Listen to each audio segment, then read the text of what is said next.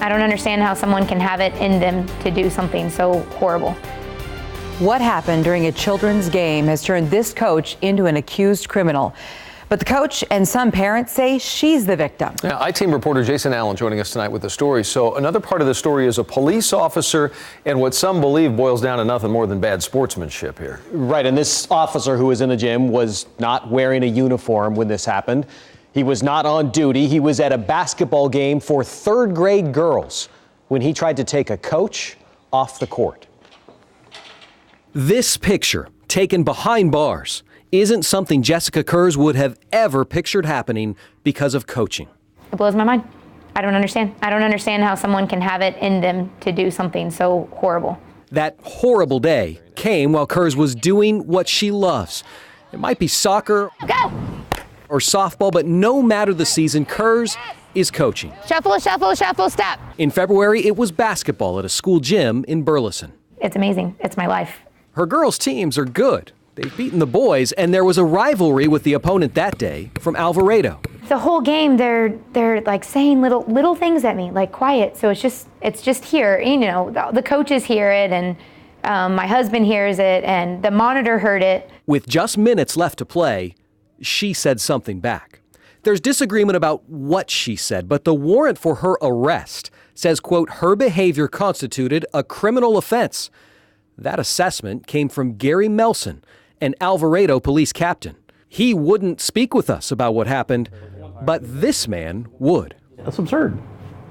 I saw nothing that happened in that gym that would warrant anybody having to go to jail. Andy Love, who has seen all kinds of bad behavior in sports, was the referee that day. We got a foul, I blow the whistle, I turn to report my foul, and I've got some guy standing on the edge of the gym floor grabbing a coach by the arm, trying to pull her off the court. He was wearing totally normal clothes, just a guy who had been pestering me the whole game. So I already don't have any respect for this guy already. I went over, hey, what's going on? And that's when he said, I'm an off-duty Alvarado police captain, and I'm holding this lady for the Burleson police. Burleson police arrived on scene and took a report.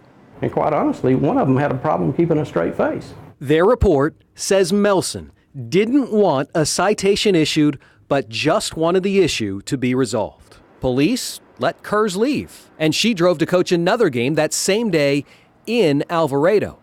When she got to the gym, an officer was waiting for her. So I walk up, and the officer was like, "You Jessica Kurz?" And I was like, "What? How did you even know who I was?" He had her sign a criminal trespass warning.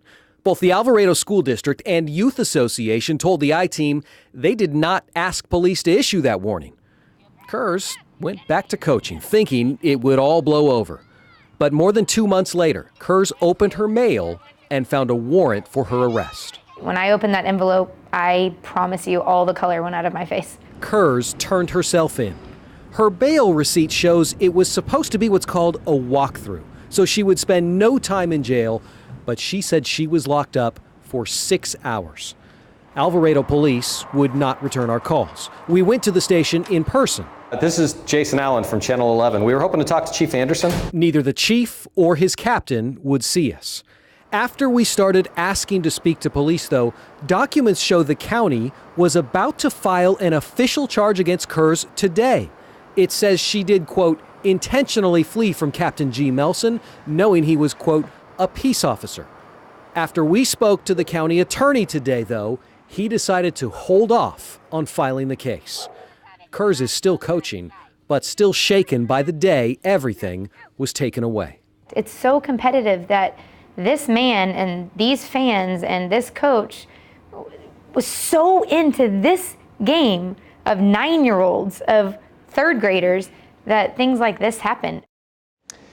We never got to ask Alvarado police about the arrest, the delay there in the arrest, but the police chief did send an email in which he tried to explain it. That email said the department had some major cases and that they were also waiting for video of the incident from Burleson ISD. Burleson ISD told me today that it only keeps video for 2 weeks, and so anything that was captured all the way back in February is gone. So there's no way for us to exactly see what happened on the court or hear what was said out there on the court. Oh, wow. I mean, watching the whole thing. So based on, in the middle of the story, you talked about what was said. There's a disparity. You know, it's almost a he said, she said. But the bottom line is, whatever was said, was it any worse than what we might hear at a Friday night football game or something like that? No, in fact, all of us as parents, we hear a lot of stuff out there. Right, and the referee used that example exactly, and he said, if what she said offends you, you shouldn't go anywhere near the sideline on Friday nights. That's what the referee That's at that what the game referee said. who was there at the game.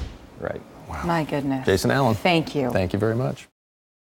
Now, all new at 6, an I-team investigation getting results. Late this afternoon, the Johnson County attorney told us he is not filing charges against a youth coach based on reporting from the I-team. So the coach went to jail months after a basketball game for third grade girls. Jason Allen joining us with the update in studio. So we know you tried to speak to police about the case. End result there. Where are we?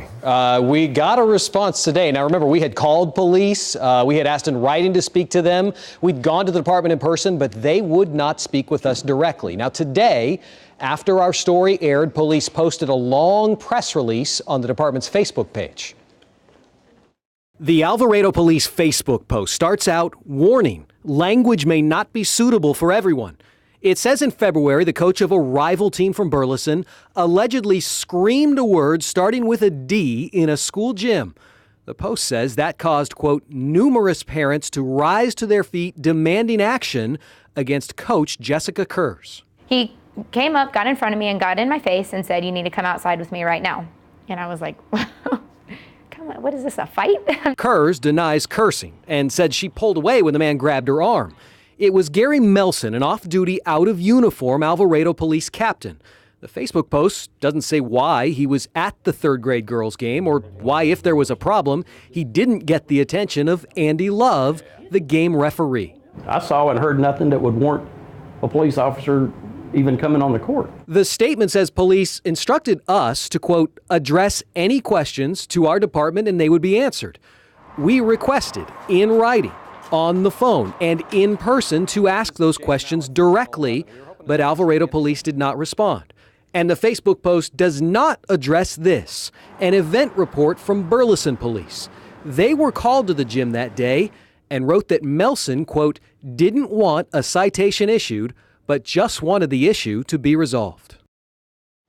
The post also said that Kurz committed disorderly conduct. She was only arrested 2 months after all of this for allegedly evading arrest. And just here in the last half hour, we've gone back to that page and it's gone now. It's either offline or been deleted. Here's what the Johnson County Attorney Bill Moore told the I-Team tonight, quote, your reporting caused us to take a closer look at the case. Just based on a thorough review of it, I don't think an offense was committed, he said, adding, quote, I'm not going to file the case. Doug and Kaylee. All right. Jason Allen, thanks for the update. Appreciate it.